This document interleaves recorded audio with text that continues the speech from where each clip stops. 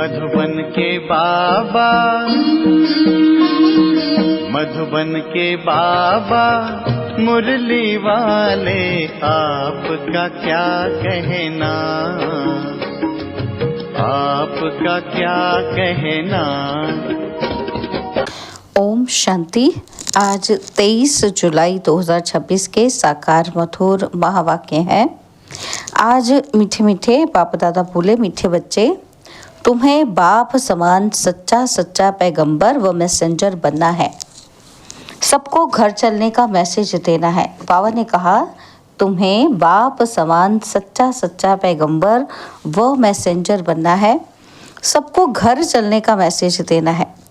बाबा ने आज प्रश्न पूछा कि आजकल मनुष्य की बुद्धि सारा दिन किस तरफ भटकती है। उत्तर में बाबा कहते, फैशन की तरफ। मनुष्यों को कशिश करने के लिए अनेक प्रकार के फैशन करते हैं। यह फैशन चित्रों से ही सीखे हैं। समझते हैं पार्वती भी ऐसे फैशन करती थी, बाल आदि बनाती थी। बाबा कहते, तुम बच्चों को इस पतित दुनिया में फैशन नहीं करना है। तुम्हें तो ऐसी दुनिया में ले चलता हूँ जहाँ नेचुरल सुंदरता रहती है, फैशन की दरकार नहीं। मुरली का गीत है, तुम ही हो माता पिता, तुम ही हो बंधु सखा, तुम ही हो। ओम शांति। बच्चों ने गीत सुना। जब महिमा गाते हैं तो बुद्धि ऊपर चली जाती है। आत्मा ही बाप को कहती है कि वही खेवैया है, पतित पावन है अथवा सच्चा सच्चा मैसेंजर है। बाप आकर आत्माओं को मैसेज देते हैं, और जिसको मैसेंजर व पैगंबर कहते हैं, कोई छोटे व बड़े होते हैं। वास्तव में वह मैसेज व पैगाम देते नहीं है। यह तो झूठी महिमा कर दी है। बच्चे समझते हैं सिवाय एक के इस मनुष्य सृष्टि पर और किसी की महिमा नहीं है। सबसे जास्ती महिमा इन लक्ष्मी नारायण की है, क्योंकि ये है नई दुनिया के मालिक। सो भी भारतवासी जानते हैं। दुनिया वाले सिर्फ इतना जानते हैं कि भारत प्राचीन देश है। भारत में ही गॉड गॉडेज का राज्य था। श्री कृष्ण को भी गॉड कह देते हैं। भारतवासी इन्हों को भगवान भगवती कहते हैं, परंतु ये किसी को पता ही नहीं है कि ये भगवान भगवती सतयुग में राज्य करते हैं। भगवान ने गॉड गॉडेज का राज्य स्थापन किया। बुद्धि भी कहती है कि हम भगवान के बच्चे हैं, तो हम भी भगवान भगवती होने चाहिए। सब एक के बच्चे हैं ना, परंतु भगवान भगवती कह नहीं सकते। उन्हों को कहते हैं देवी देवताएं। ये सब बातें बाप बैठ समझाते हैं। भारतवासी कहेंगे कि हम भारतवासी पहले नई दुनिया में थे। नई दुनिया को तो सब चाहते हैं। बापूजी भी नई दुनिया, नया राम राज्य चाहते थे, परंतु राम राज्य का अर्थ बिल्कुल ही नहीं समझते। आजकल मनुष्यों को अपना अहंकार कितना है। कलयुग है पत्थर बुद्धि, सतयुग में है पारस बुद्धि, परंतु ये किसी को समझ नहीं है। भारत ही सतयुग में पारस बुद्धि था, अब भारत कलयुग में पत्थर बुद्धि है। मनुष्य तो इनको ही स्वर्ग समझते हैं। कहेंगे स्वर्ग में विमान थे, बड़े बड़े महल थे। वो तो अब सब अभी हैं। साइंस कितनी वृद्धि को पाई हुई है, कितना सुख है। फैशन आदि देखो कितना है। बुद्धि सारा दिन फैशन पिछाड़ी ही रहती है। आर्टिफिशियल सुंदर बनने के लिए बाल आदि कैसे बनाते हैं, कितना खर्चा करते हैं, ये सब फैशन निकला है चित्रों से। समझते हैं पार्वती मिसल हम बाल आदि बनाते हैं, ये सब कशिश करने के लिए ही बनाते हैं। आगे पारसी लोगों की स्त्रियां मुंह पर काली जाली पहनती थी कि कोई देखकर आशिक ना हो जाए। इसको कहा जाता है पतित दुनिया। गाते हैं तुम ही हो माता पिता, तुम ही हो, परंतु ये किसको कहना चाहिए। माता पिता कौन है ये भी नहीं जानते। माता पिता ने जरूर वर्षा दिया होगा। बाप ने तुम बच्चों को सुख का वर्षा दिया था। कहते भी हैं कि बाबा हम तो आप बिगर और किसी से नहीं सुनेंगे। अभी तुम जानते हो शिव बाबा की महिमा गाई जाती है। ब्रह्मा की आत्मा भी खुद कहती है कि हम सो पावन थे, अब पतित बने हैं। ब्रह्मा के बच्चे भी ऐसे कहेंगे कि हम ब्रह्मा कुमार कुमारियां सो देवी देवता, फिर 84 जन्मों के अंत में पतित बने हैं। जो नंबर 1 पावन वह नंबर 1 पतित।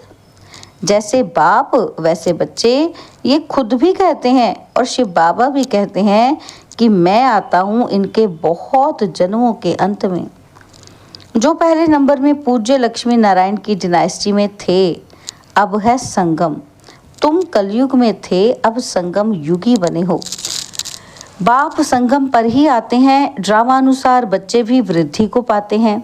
अब बच्चों को ज्ञान तो मिला है, हम सो देवता थे, फिर क्षत्रिय वैश्य शूद्र बने हैं। सारे चक्र को अच्छी रीति तुम जानते हो। यह तो बहुत सहज है, हमने 84 जन्म लिए, कईयों की बुद्धि में ये भी नहीं बैठता है। स्टूडेंट में नंबरवार तो होते ही हैं, राइट से लेकर शुरू करते हैं, first class, second class, third class, और बच्चियां खुद भी कहती हैं कि हमारी थर्ड क्लास बुद्धि है, हम किसी को समझा ही नहीं सकती। दिल तो बहुत होता है परंतु बोल नहीं सकते, बाबा क्या करें। ये हुआ अपने कर्मों का हिसाब किताब। अब बाप कहते हैं, क्या कहते हैं बाबा? बाबा कहते हैं मैं तुमको कर्म अकर्म विकर्म की गति का ज्ञान सुनाता हूँ। कर्म करना है ये तो तुम बच्चे जानते हो, थर्ड क्लास बुद्धि वाले इन बातों को समझ ही ना सके। ये है ही रावण राज्य, परंतु ये किसी को पता नहीं, रावण राज्य में मनुष्य तो विकर्म ही करेंगे तो नीचे ही गिरेंगे। गुरु किया ही जाता है दुख की दुनिया में, सदगति के लिए ही गुरु करते हैं कि मुक्ति में ले जाए। वह है निर्वाण धाम, वाणी से परे स्थान। मनुष्य अपने को वानप्रस्थी कहते हैं, वो तो कहने मात्र है। वानप्रस्थियों की भी सभा होती है, सब कुछ मिल्कियत आदि बच्चों को देकर गुरु के पास जाकर बैठते हैं। खान पान आदि तो जरूर बच्चे ही देंगे, परंतु वानप्रस्थ का अर्थ कोई भी नहीं समझते हैं। किसी की बुद्धि में ये नहीं आता कि हमको निर्वाण धाम में जाना है, अपने घर में जाना है। वह कोई घर नहीं समझते हैं, वो तो समझते हैं ज्योति ज्योत में समा जाएंगे। निर्वाण धाम तो रहने का स्थान है।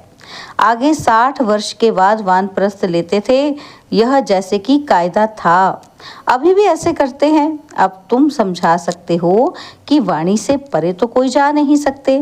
इसके लिए तो बाप को ही बुलाते हैं कि हे पतित पावन बाबा आओ, हमको पावन बनाकर घर ले चलो। मुक्ति धाम में आत्माओं का घर है।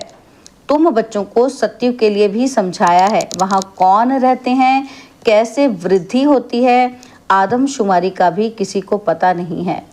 राम राज्य में आदमशुमारी कितनी होगी, बच्चे आदि कैसे जन्म लेंगे, कुछ भी नहीं समझते हैं। कोई भी विद्वान आचार्य पंडित नहीं जो इस ड्रामा के चक्र को कोई समझा सके। 84 लाख का चक्र कैसे हो सकता है, कितनी रॉन्ग बातें हैं। बिल्कुल सूत ही मूंझा हुआ है। बाप समझाते हैं, अभी तुम जानते हो कि बाप ने कर्म अकर्म विकर्म का सारा राज समझाया है। सत्युग में तुम्हारे कर्म अकर्म विकर्म, बाबा कहते हैं सत्युग में तुम्हारे कर्म अकर्म हो जाते हैं, वहाँ कोई बुरा कर्म होता ही नहीं, इसलिए कर्म अकर्म हो जाते हैं। और यहाँ मनुष्य जो भी कर्म करते हैं वो विकर्म हो जाते हैं। अभी तुम बच्चे जानते हो, क्या जानते हैं कि हम छोटे बड़े सबकी, सारी दुनिया की वानप्रस्थ अवस्था है। सब वाणी से परे जाने वाले हैं। कहते हैं हे पतित पावन आओ, हमको आकर पतित से पावन बनाओ। परंतु जब तक पावन नई दुनिया नहीं है, यहाँ पतित दुनिया में पावन तो कोई रह न सके। यह जो भी पतित दुनिया है वो सब खत्म हो जानी है। तुम जानते हो हमको फिर नई दुनिया में जाना है, कैसे जाएंगे, ये सारी नॉलेज है। ये है नई नॉलेज, नई दुनिया, अमरलोक व पावन दुनिया के लिए। तुम अभी संगम पर बैठे हो, ये भी जानते हो कि दूसरे जो भी मनुष्य हैं ब्राह्मण नहीं हैं, वह कलयुग में हैं। हम सब संगम पर हैं, जा रहे हैं सतयुग में। बरोबर ये संगम युग है, वो तो है ही स्वर्ग, उनको संगम नहीं कहा जाता। संगम है अभी। यह संगम युग सबसे छोटा है, इसको लीप युग कहा जाता है, जिसमें मनुष्य पाप आत्मा से धर्मात्मा बनते हैं, इसलिए इसको धर्माऊ युग कहा जाता है। कलयुग में सभी मनुष्य अधर्मी हैं, वहाँ तो सभी धर्मात्मा होते हैं। भक्ति मार्ग का कितना बड़ा प्रभाव है, ऐसी पत्थर की मूर्तियां बनाते हैं जो देखने से ही दिल खुश हो जाए। वह है पत्थर पूजा। शिव के मंदिर में कितना दूर दूर जाते हैं पूजा के लिए। शव का चित्र तो घर में भी रख सकते हैं, फिर इतना दूर दूर क्यों भटकना चाहिए। ये ज्ञान अब बुद्धि में आया है। अब तुम्हारी आंख खुली है, बुद्धि के कपाट खुले हैं। बाप ने नॉलेज दी है। परमपिता परमात्मा इस मनुष्य सृष्टि का बीज रूप ज्ञान का सागर नॉलेजफुल है। आत्मा भी वो नॉलेज धारण करती है। आत्मा ही प्रेसिडेंट आदि बनती है। मनुष्य तो देह अभिमानी होने के कारण देह की ही महिमा करते रहते हैं। अभी तुम समझते हो आत्मा ही सब कुछ करती है। तुम आत्मा 84 जन्मों का चक्र लगाए बिल्कुल ही दुर्गति को पाई हुई हो। अभी हम आत्मा ने बाप को पहचाना है, बाप से वर्षा ले रहे हैं। आत्मा को शरीर तो जरूर धारण करना पड़े। शरीर बिगर आत्माएं कैसे बोलें, कैसे सुने। बाप कहते हैं मैं निराकार हूँ, मैं भी शरीर का आधार लेता हूँ। तुम जानते हो शिव बाबा इस ब्रह्मा तन से हमको सुनाते हैं। यह बातें तुम ब्रह्मा कुमार कुमारियां ही समझाते हो। तुमको अब ज्ञान मिला है। ब्रह्मा द्वारा आदि सनातन देवी देवता धर्म की स्थापना होती है। वही बाप राजयोग सिखा रहे हैं। इसमें मूंझने की बात ही नहीं। शिव बाबा हमको समझाते हैं, फिर हम औरों को समझाते हैं। हमको भी सुनाने वाला शिव बाबा ही है। अभी तुम कहेंगे कि हम पतित से पावन बन रहे हैं।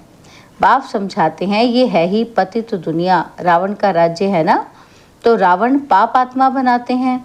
ये और कोई भी नहीं जानते हैं।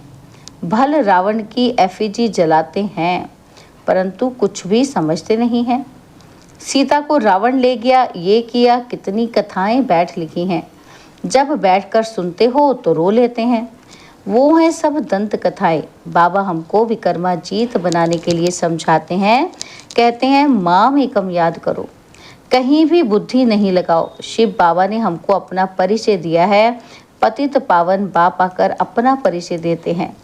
अब तुम समझते हो कि कितना मीठा बाबा है जो हमको स्वर्ग का मालिक बना रहे हैं। अच्छा, मीठे मीठे सिकिलदे बच्चों प्रति माता पिता बाप दादा का याद, प्यार और गुड मॉर्निंग। रूहानी बाप की रूहानी बच्चों को नमस्ते। हम रूहानी बच्चों की रूहानी बाप दादाजी को दिलवा जान सिकवा प्रेम से नमस्ते। ओम शांति। प्यारे बाबा, मीठे बाबा, मेरे बाबा, शुक्रिया बाबा, शुक्रिया बाबा, शुक्रिया। धारणा के लिए मुख्य सार है। पहला पॉइंट है कर्म अकर्म और विकर्म की गति को जान श्रेष्ठ कर्म करने हैं। ज्ञान दान कर धर्मात्मा बनना है। और सेकंड पॉइंट है यह वानप्रस्थ अवस्था है। इन अंतिम घड़ियों में पावन बनकर पावन दुनिया में जाना है। पावन बनने का मैसेज सबको देना है। बाबा ने आज हमें वरदान दिया, पास विद ऑनर बनने के लिए सर्व द्वारा संतुष्टता का पासपोर्ट प्राप्त करने वाले संतुष्ट मणि भव।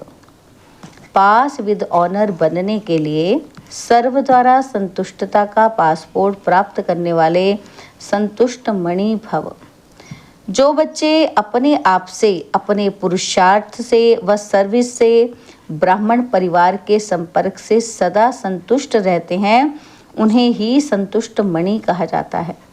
सर्व आत्माओं के संपर्क में अपने को संतुष्ट रखना व सर्व को संतुष्ट करना, इसमें जो विजयी बनते हैं वही विजयमाला में आते हैं। पास विद ऑनर बनने के लिए सर्व द्वारा संतुष्टता का पासपोर्ट मिलना चाहिए। यह पासपोर्ट लेने के सिर्फ सहन करने व समाने की शक्ति धारण करो। स्लोगन है रहम दिल बन, सेवा द्वारा निराश और थकी हुई आत्माओं को सहारा दो। रहम दिल बन, सेवा द्वारा निराश और थकी हुई आत्माओं को सहारा दो। बाबा के अव्यक्त इशारे हैं, ज्वाला स्वरूप स्थिति में रह शक्तिशाली याद का अनुभव करो। बाबा कहते पावरफुल याद के लिए सच्चे दिल का प्यार चाहिए। सच्चे दिल वाले सेकंड में बिंदु वन बिंदु स्वरूप बाप को याद कर सकते हैं।